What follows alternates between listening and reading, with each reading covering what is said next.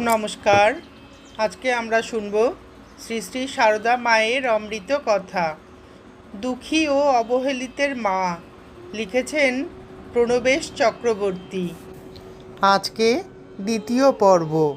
শ্রী শ্রী মা যে তার ভক্ত সন্তানদের কত রকমভাবে কৃপা করেছিলেন, সেরকমই কিছু ঘটনার কথা এখানে বলা হয়েছে। শ্রী শ্রী মা তখন উদ্বোধনে থাকতেন, আর সেখানে এরকম ঘটনা যে কত ঘটত তার কোনো ইয়াত্তা নেই।